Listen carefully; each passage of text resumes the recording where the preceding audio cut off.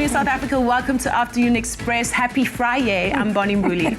And I'm Jeannie D. Another week has come to an end, and so has Winner Home on Afternoon Express. We are back to our usual Friday program, and today it's fashion and beauty all the way, and we've got three incredible ladies joining us today, and they've all made a huge impact with their careers. First, we catch up with Rina Chunga. She's, of course, the founder of Rich Factory, the renowned fashion label that draws its inspiration from traditional African prints. I absolutely love her style. Oh, she's amazing. It's my favorite. Then we chat to the inspiring model and activist Thando Hopa, who's fighting the stigma against albinism and has made an international impact. And lastly, we sit down with Caribbean-born model and entrepreneur Marla Bryan, who now lives in Cape Town and has launched her own brand of dolls with a focus on darker skin tones. You actually look like one of the dolls. I know, I am a doll. I want my own genie doll.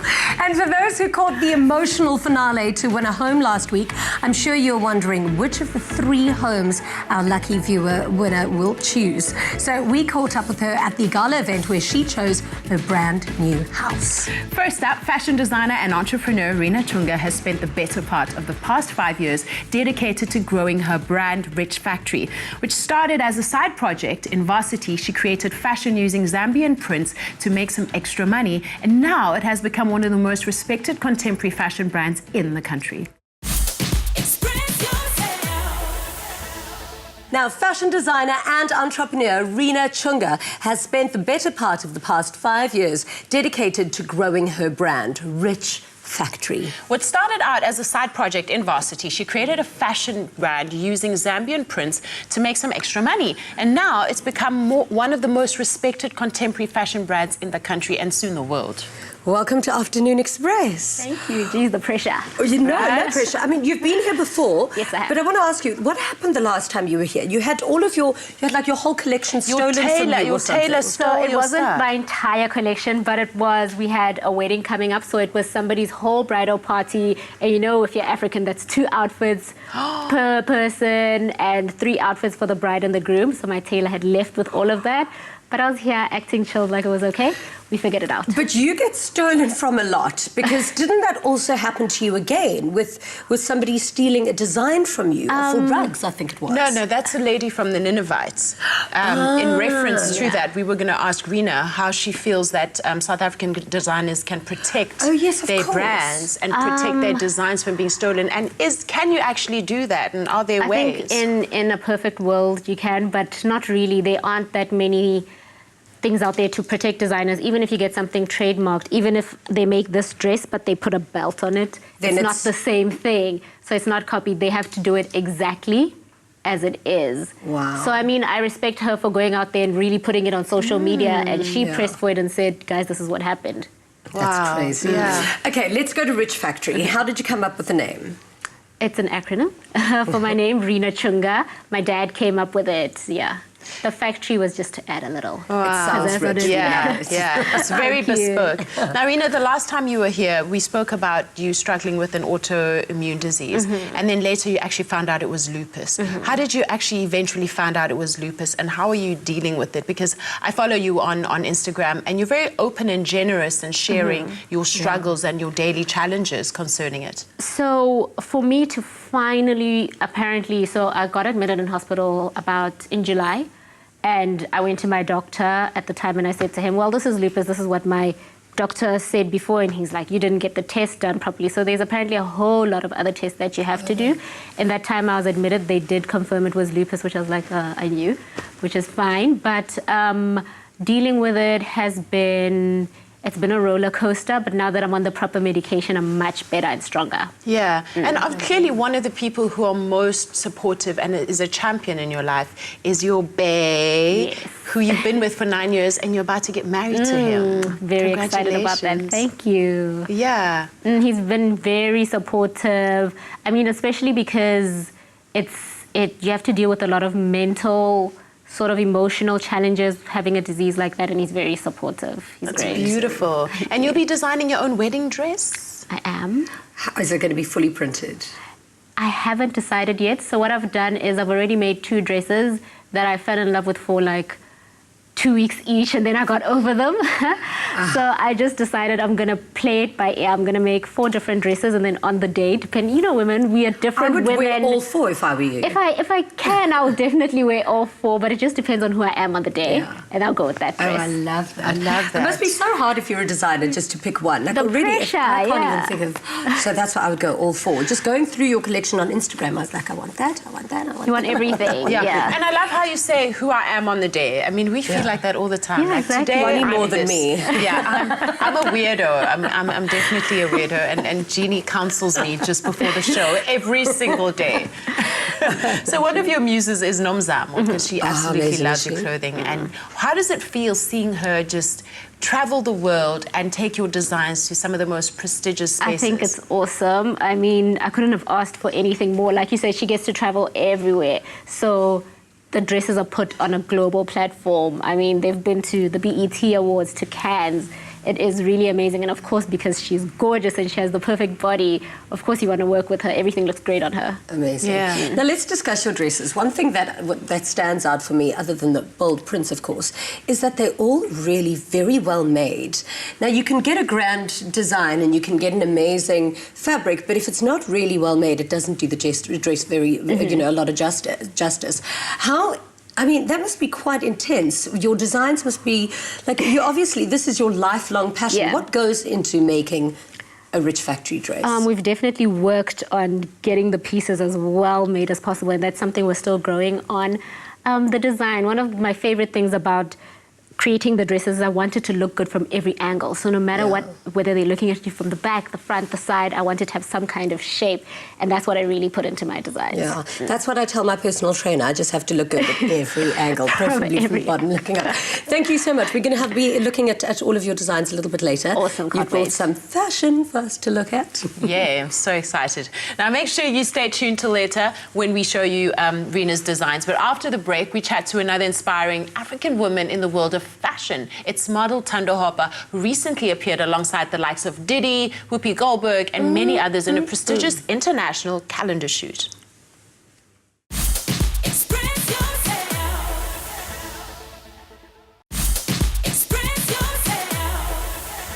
Welcome back to Afternoon Express.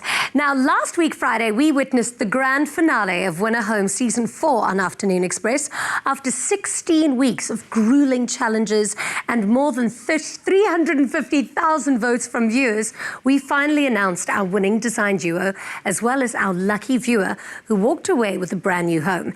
Cape Townian Zintle Kom and her sons will be settling into their new home at the Eye of Africa Golf and Residential Estate.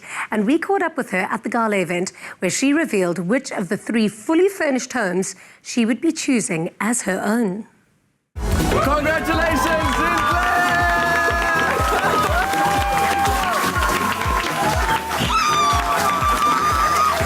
Zintle! Congratulations! Come on over here, come on. Winner Home Grand Prize winner Zintle Kom's life changed in an instant. And next on her journey was seeing the Design Duo's houses with her son. If it isn't Team Razzle Dazzle themselves. Hi, but you think the Razzle and Dazzles with Zintle. Welcome. So we go inside? Yes, you can. Awesome. I'll show you the fake grass. Come and stand over here for me. Wow. Hey? Is it different to what you expected from seeing it on TV? Yes, I thought this was paper. I'm surprised that it's glass. Wow. This could be one of the homes to choose, eh? Indeed. And it's going to be very difficult for me. Let's not get ahead of ourselves. Let's carry on our tour. There it is.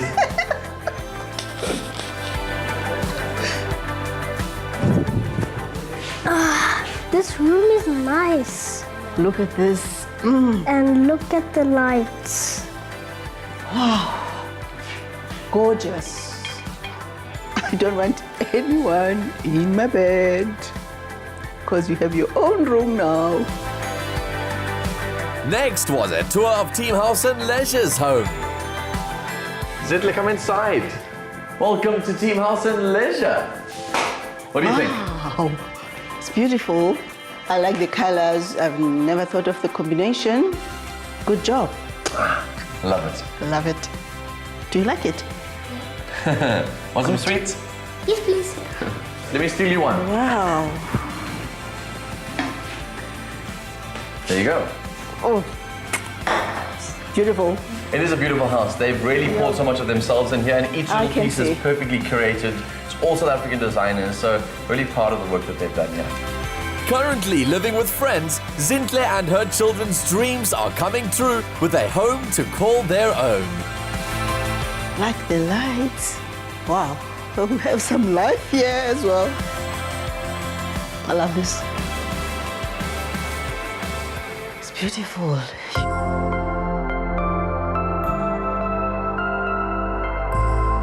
Hello, you two. Hi, Dan. Lekker, very Hello good. to you. Hi. Happy to see you again. Hi. Come inside. So this is the home that you said on the show was your favorite. How are you feeling? Wow, you're confusing me now.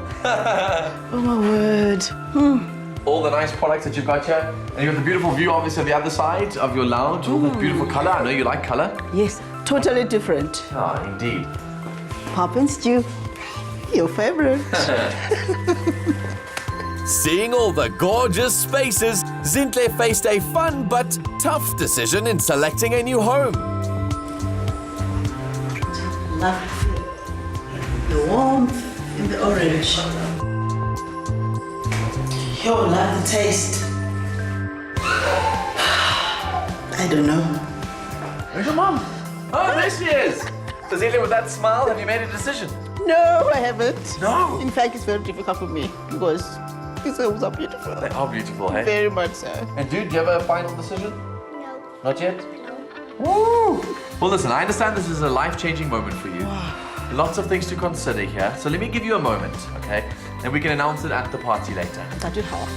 After a very successful season of Winner Home, Zintle, the design duo, sponsors and media gathered at the old school deli at Ive Africa Estate to celebrate the joys and triumphs of the 4th edition of this life-changing competition. For private property, this is the 5th, even though it's the 4th Winner Home season. It's the 5th home we're giving away. The first one was with Top Billing, and Zintle has been the most amazing winner. We're so proud that she won, and yeah, it's been the best season ever of Winner Home. I just think this whole show is going from strength to strength, and I believe it will continue to do so. And we're just very proud that Ive Africa has been a part of it. In a long line of very exclusive estates, we've managed to host this wonderful event.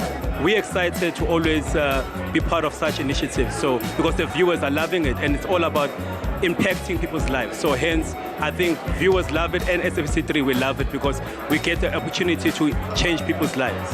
Caesarstone was used in the most amazing ways on the show. I think the contestants didn't just take the normal thing of producing a kitchen service, they put it in the bathrooms, there's all kinds of elements. They built desks out of it, shelves out of it, they built planters out of it, and we just love that because Caesarstone is such a versatile material. To push the boundaries of where you use it is exciting for us. That's where it belongs. For Plascon, this has been a great sponsorship. We always are very much on trend, and specifically with color, the use of color, and how color can change people's lives. And Plascon is about design for life. So we say that if it doesn't affect people's lives, it isn't Plascon. And certainly with looking at the winner this year, we definitely have affected someone's life. And for us, it's fantastic. I'm very happy with the way that the appliances have been used. I think when I walked into every apartment, to see it all come together, I was just blown away. I'm so proud of the duos. I'm so glad that we could have been a part of this partnership. And also, just to see the products being in use is absolutely stunning. We have been so impressed by all the designers. The duos have really gone out of their way to be innovative with our products, and each one has done a different kind of installation. And we're so proud of them, and each of them are deserved winners in their own right. So we're at this celebration of the Winner Home winners, and it's the second time that Afternoon Express has been able to give away a home, and it's such a beautiful moment. It changes people's lives. I've absolutely loved every minute of it. I've loved watching the designers' journeys, and it's so beautiful to hear the winner's story and how she came to actually win the house. Unfortunately, I can't enter, which is a bummer. But Winner Home is just a really special, and we look forward to having it on the show again next year. And we get to give away the biggest prize in South Africa on television. It was a very difficult choice. The one that blew my mind, and the color combination, the mirrors on the wall, and I'm definitely going to enjoy cooking in the kitchen. It just talks to me. So which home is it? And write my menus on the board. The team, as we all know, that is Team VC. With that, Team VC's house became a home to a family of 3. A beautiful new beginning for Zintle and her children, and a crowning moment for Winner Home.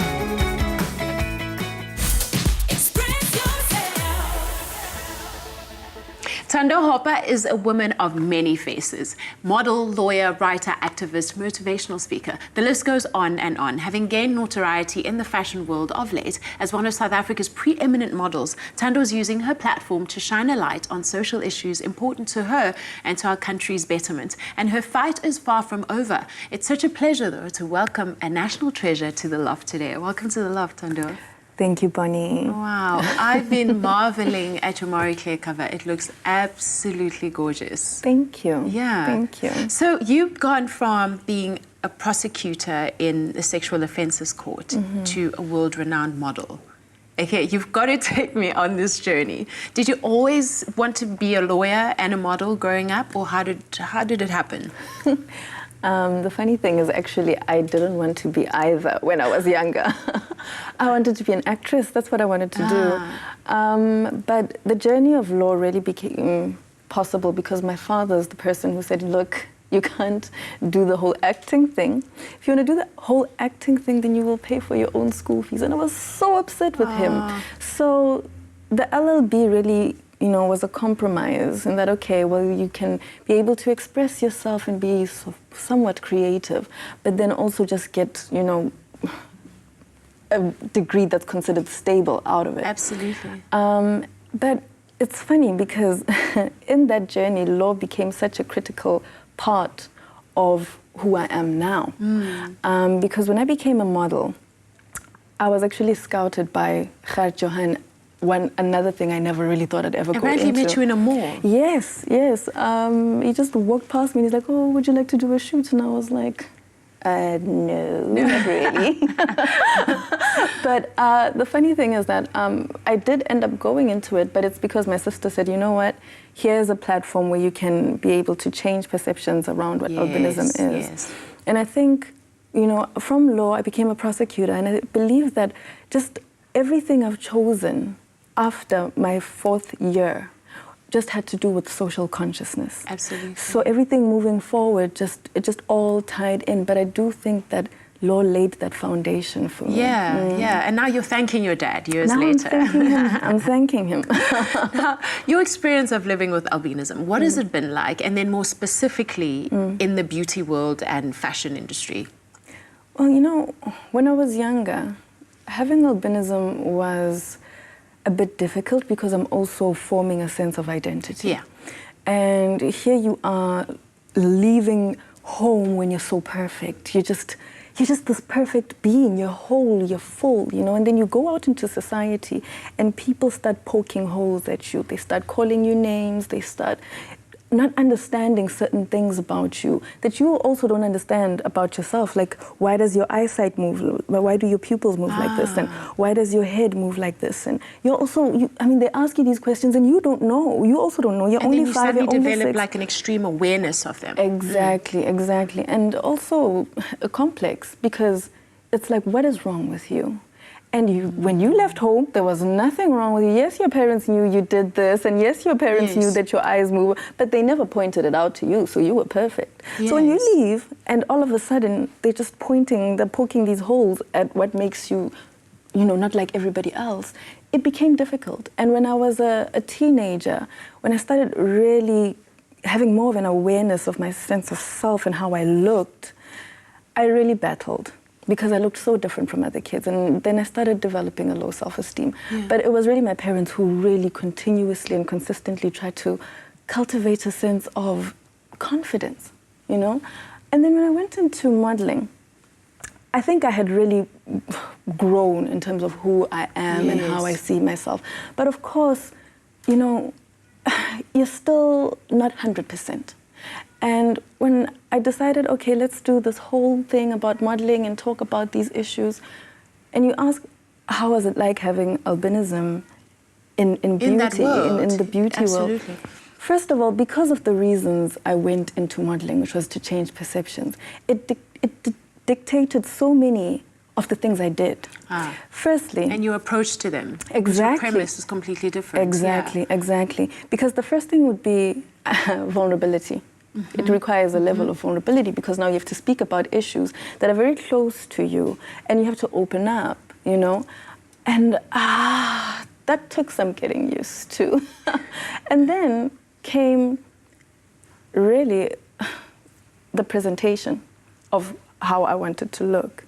And initially, I used to feel like my face was so plain, you know. I was like, oh, and so I would color my eyebrows and I would color my eyelashes, you know, because when I did, I didn't receive these weird stares anymore. Instead, you know, it was like, oh, you look so pretty, you know.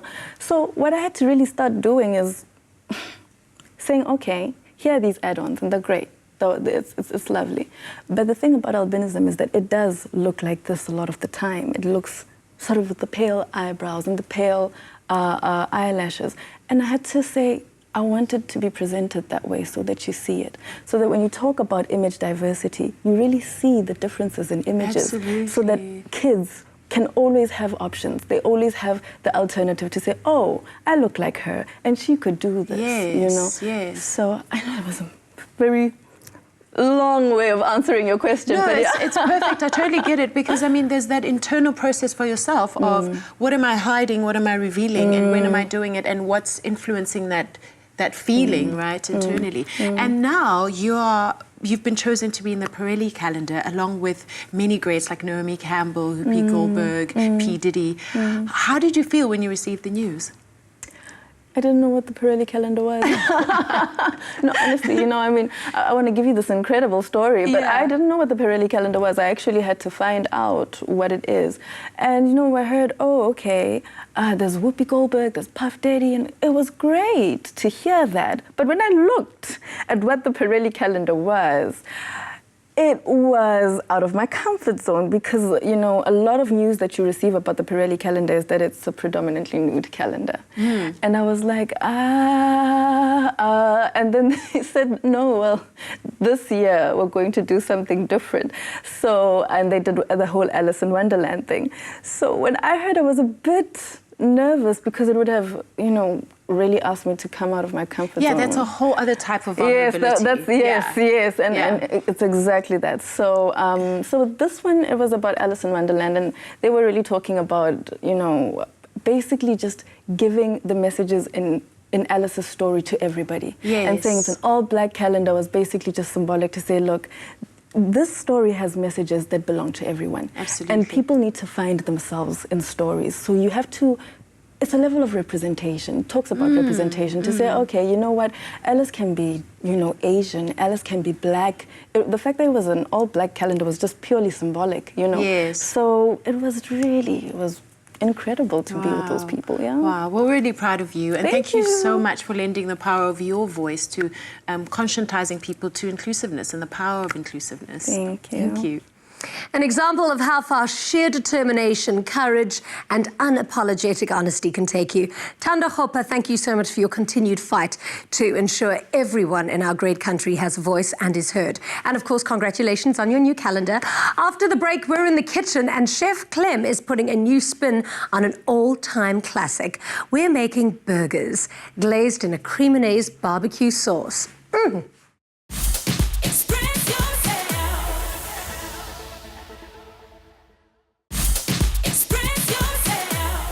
Creaminaise, creamy till the last drop, made with love by Clover. Welcome back to Afternoon Express for one of the tastiest little kitchen sessions you will have ever had.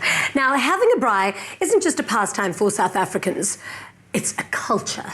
It's a time for family and friends to gather around a hot Weber and throw some food on the fire.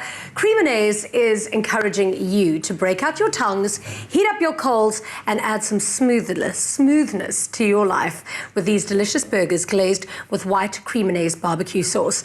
Now, Clem, I mean, a burger is possibly one of the best combinations of flavor that is ever known to mankind. But so are fries. Which is exactly why I put them in front of you. That's going to keep you entertained while I'm doing this. But what you say is absolutely true. As South Africans, we braai like in the rain. I was going to say snow. It doesn't really snow here. In the wind, in like blazing heat. Rain or sunshine, we're braaiing. Okay, so we're going to kind of use an imagination. All of you at home, imagine we're braaiing right now, okay? Yeah. This is my fire. Here's all my sides. Feel that? Can you feel that? Cool. So what I've got in here, I've got some beef mince patties. Big thing. No breadcrumbs, no eggs, no nothing. Salt and pepper like you would a steak. Okay? So pure shake beef. them up nicely. Pure beef. Okay. Shake them nicely, and that's in the pan right now.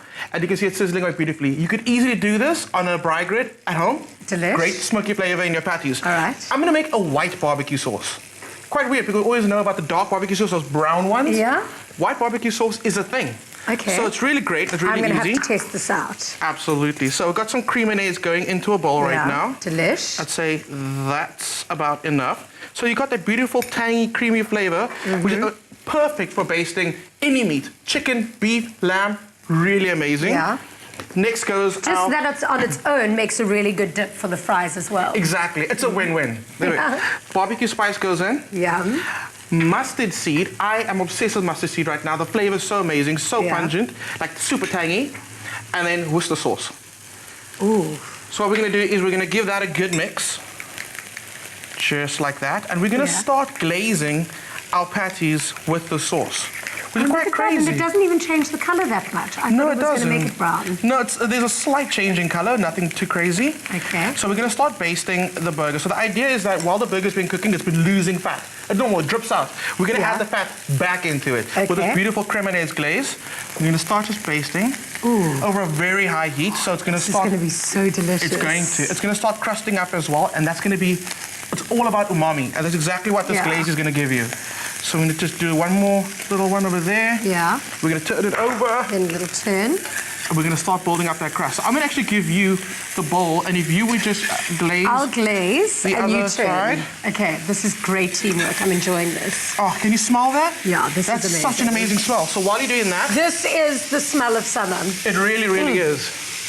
I'm going to put together two. So I've got some extra white barbecue sauce over here, because we love it so much. That's going to go down on our bun. Look at us braaiing. Yeah, we're doing an amazing job. And then I just keep on flipping and building. Exactly. And you're gonna, like I said, you're gonna start noticing a crust forming on them. Okay. And that's how you know you're winning. So it's gonna get some tomato. I mean, excuse me. Ooh. We make a good team in this kitchen. We really, you and I. really do. I mean, we've always joked about the fact that we should open up a little business together. Yeah. A little burger bar. Little burger bar. JC's. Yeah, I like that. JC's Burger Bar. Watch out, guys. We're going to be taking over very soon. Cool. Okay, the crust is starting to form. There we go. Look at that crust. That's exactly what you're looking for. Lettuce down. I'm ready for you when you're ready. Are you? No, I'm pouring another little... I like that. You're looking for that dark color, so that's perfect. How good is this? That's the caramelization. That's that umami flavor that we've brought already with the burgers. So we can top them down on the lettuce. Yeah. While you're doing and of course, if you want this amazing recipe to these completely delicious burgers, all you need to do is SMS the keyword Clover to 33650, and the smell of summer will be all yours. Trust me, this is so worth it. Okay, let me choose this big juicy one over here, because I'm totally going to eat it. And I'm going to keep it together with a pickle and skewer, just like that. I'm ready for you. There you go. Oh! Let me just take that off the heat. Yeah, perfect. Oh, Clem, that is delicious. And we've got our beautiful fries there. If you can pass that to me. Yeah. I'm one of those people that always just orders the burger without the fries, and then I eat everybody else's fries. I'm one of those people. Shocking habit to have. Now, to make sure that you are fully prepped for your next braai, SMS the keyword Clover to 33650 for your list of ingredients and a link to the recipe. Here's a quick recap, just in case you missed anything.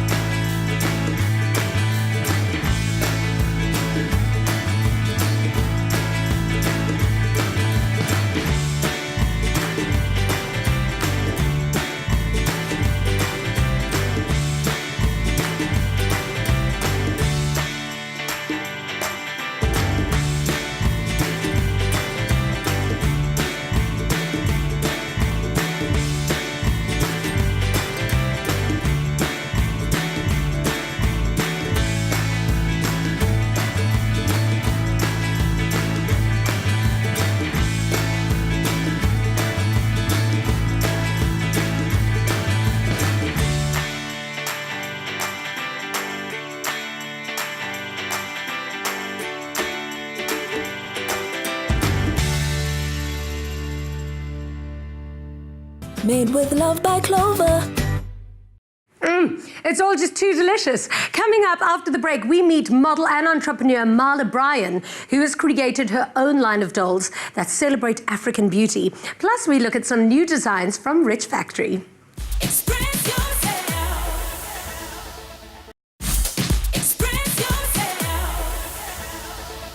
Welcome back to Afternoon Express. So lovely for you to join us again. Now, born in the Caribbean island of St. Lucia, model and entrepreneur Marla Bryan now lives between Cape Town and Miami. She has an interesting hobby of collecting dolls and noticed that there was a lack of dolls with brown and black skin tone. Now, this tickled her entrepreneurial spirit, and she launched her own brand of dolls called Maleville, and they've literally taken Africa by storm. I am obsessed. I mean, I want all of them. They're so beautiful. I want this afro. I know, me too. But I just have to ask you, because you are literally a jack of all trades. You wanted to be an air hostess, yes, but instead became like the most ridiculously successful model. But then you're also like a ridiculous cook. Yeah. Like, is there anything you can't do? I can't sing. Not yet, anyways. We'll wait for that. I'm pretty sure you can. I'm sure you can train yourself into it. That's what I'm saying. That's why I said not yet. Yeah. Okay, good, yeah. So how has your experience in general in the model industry been? Because from the work that you now present, your dolls, the calendar for Yummy Mummies, which we're going to talk about a little later, there are some norms in the modeling industry that you seem to want to challenge. Yes, it's the lack of diversity, and being a black girl in the industry is very difficult, and you're told so all the time. And I actually did a competition in Paris, and I came in second, but I knew I won. And the following year, the scouters came and they're like, you know, they would have never given a black girl first place in Paris. So that was my introduction to the modeling world. And, you know, agencies, when I went to New York, they're like, just so you know, it's going to be much more difficult for you as a black girl to get any jobs. And I just had to just That's so crazy. try. Yeah. And I mean, how does one go out into the world every day, into this cutthroat industry, which would be cutthroat anyway, whether you were white or black, knowing all of this? How do you just push on and just penetrate the space? It's very difficult, especially when the people who are supposed to take care of you tell you that you actually have to work 10 times harder as a black girl. And lucky for me, I love a challenge, so I literally took it up as a challenge, and I traveled the world trying to find where it was that I could actually work. And Europe, it was very difficult. When I went to London, they said, we already have a black girl on our board, so we don't need another one. Yeah, we've got one, it's enough. Yes, one is enough. And when I came to South Africa, then my agency sent me to South Africa, and here it was just a bit more welcoming, and it's been 10 years since I've been coming here, so yeah. That's awesome. Yeah. It blows my mind how that can even be told to you. It's so crazy. It's painful. But now you've literally expanded into so many different, entrepreneurial arms, and this has to be one of the greatest ideas I've ever seen. I've got 9 godchildren, and a few of them are girls, and for all of the girls, I don't ever buy them like the typical Barbies. Firstly, because of I don't even look like one, so why should they aspire to look like one? But also typical bodies. Yeah, and when I was in Portugal, I bought them all like these little black baby dolls because they were just so beautiful. Because what Bonnie and I were discussing, as a young girl, you need a variety of different dolls. You need the thin ones, the fat ones, the black ones, the white ones. And this is exactly what you've created. I mean, this is such an amazing idea. Well, okay, so as a doll collector, I will just break it down a little bit, try as quick as possible. Fashion dolls were literally made to design clothing. So little girls can take it off and take off the clothing, just to play. So the mold was seeing the doll as far as scale size and being skinny or too fat or whatever, that was from an adult's perspective. But children literally just took the dolls to play with. Yeah. So that's why my dolls are of a typical fashion doll mold. Yeah. But now the world is changing, and to create a mold is extremely expensive. That will be my next step, to have a bit more diversity as far as body shapes are concerned. But I felt the need for a more diverse skin tones were much more important. Yeah, but not just the skin tone, but the hair texture. Yeah. Because I also, going back to the modeling, I started with natural hair, then I had to relax. Then I had to put in extensions. Then I had to go with the wigs. And were you forced to? Were you told that? Yes, I had to. For me to actually get clients to work with me, I actually had to. Yeah, I've been told that if I want to be chosen to endorse certain beauty brands, I have to relax my hair and put on a weave. Yes. wigs. Yeah. You know, I don't mind the wigs because I actually make them. They're fun. I love getting into character. But I just think it's sad when people actually make the wigs and the weaves be who they are. Absolutely. They do not like to see themselves in their own natural hair and the natural beauty. Yeah. And unfortunately, the outside world doesn't really help us that much. So I created the dolls to be able to, you know, you feel the hair texture of that doll and it feels rough. And Feels like mine. Yeah, this is what it feels like. You know, that's what our hair feels like. And that is what I want little girls to see, especially dolls with little or no makeup, basically. So like, you know what, she's pretty, her hair is like mine, and you know what? And I want to be like her, and she looks like me, and she's beautiful. And it's not just for black kids. Yeah. You know, I also want, you know, other children of white kids, parents of our kids, so kids the colors. It's, you know, to have a very beautiful, diverse doll collection. Yeah. Absolutely. But you know what? You're never going to have equality and diversity if there is that segregation. That's for the black kids, that's for the white kids. That's why it must be for everybody. Exactly. Integration. Integration. That's what I believe in. Yeah, absolutely. Well, thank you so much for joining us today. My pleasure. You are amazing. Thank you. You are absolutely incredible and you do such phenomenal work. I can't wait to buy all of them and give them Please, to you all my have to. godchildren. Yeah, the next collection is actually launching pretty soon, so now we're going to be a family of 8 and growing. Congratulations. Thank you very much. My School, My Village, My Planet allows you to raise funds for what matters most to you. Afternoon Express, together with My School, want to help Choc raise 1.5 million rand for their new Pretoria home. You can get involved by signing up for a free My School card and selecting Choc as one of your beneficiaries. Tune in to Afternoon Express as we give away weekly loot.co.za vouchers to those helping us make a difference. Together we can make every swipe count. As promised earlier, we're back on the couch with Rina Chunga, and she's brought some of her most popular designs and some that we absolutely adore, and she's here to showcase some of them. Now, these ones we've all seen before in beautiful places, so you're going to take us through where we've seen them and what makes them so unique. Let's have a look at the first look. Awesome.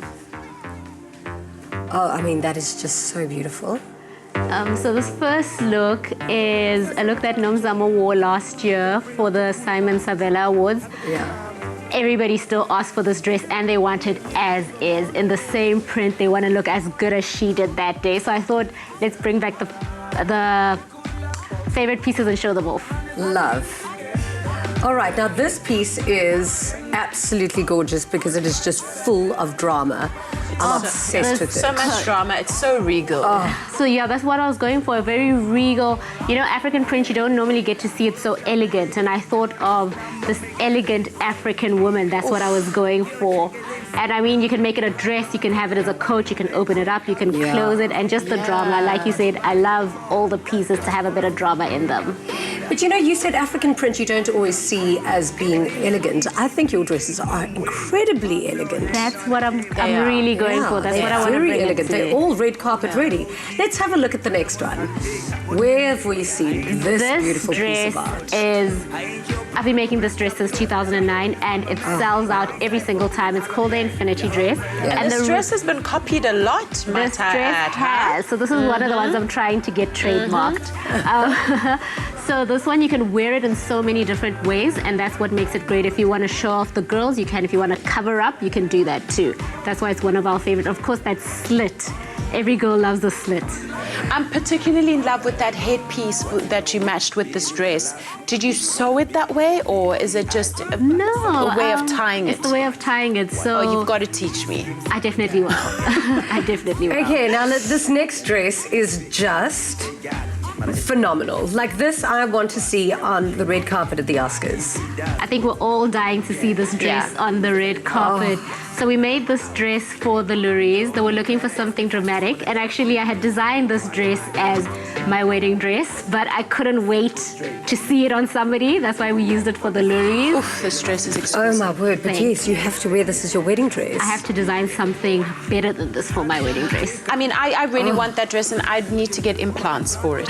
No, that you can't have. No, I want. Bonnie. Did you call them alter teta? the dress Big to teta. fix the body. Don't alter the body to fit the dress. Did you say you can't have big teta for that? I absolutely no, because I've got grand teta, and I mean I know that they'll fall all over that thing. That's beautiful. Oh, So where are you going with your designs in future? Where do you see yourself in a couple of years? Because we know you're expanding internationally because you've got so many clients from all over the world who drop into your store in Parkhurst. Yes, we do. Yeah. I mean, being in Parkhurst has been a great eye-opener. We learned that French people absolutely love print. We didn't know that. So with that, we'll be taking a trip in November, going to Paris to actually take the fashion to them. Wow. And then, of course, next month, October, we're showing at SA Fashion Week. It's our first show ever. So we're looking forward to that. And hopefully people really like the brand. And when we go international, doors are already open, you know? Well, That's congratulations. Thank you. You absolutely deserve it. I mean, I'm obsessed. Can't wait to get my orders in for my rich factory Can't number. wait to see you in the dresses. I know, I'm so excited. In the break, actually, I got an invite to an event, and I was like, oh, yeah, perfect, got the I know dress. what to wear. Sorted, I know what to wear. Thank you so much for joining us, and congratulations on a really unbelievable collection. We love having you here. Thanks for having me. And we're going to take a quick break. We'll see you in a couple of minutes. Cream O'Nays, creamy till the last drop, made with love by Clover.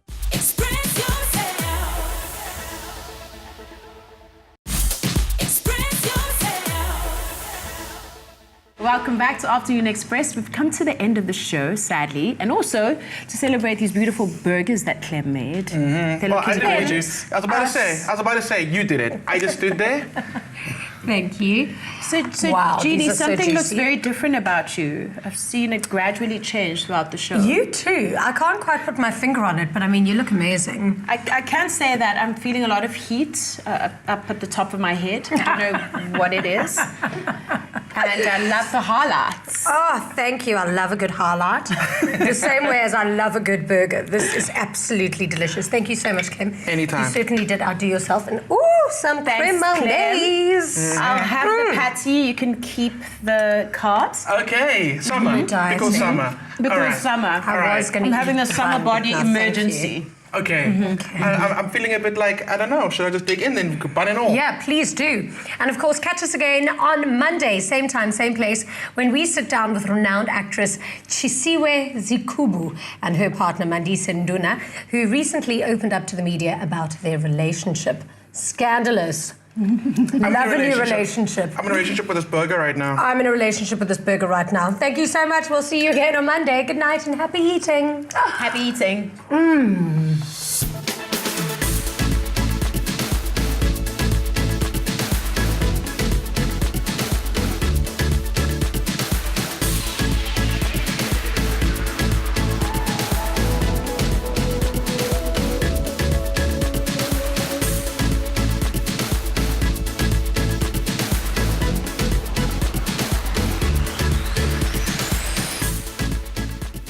Afternoon Express, made with love by Clover. Another feel-good production.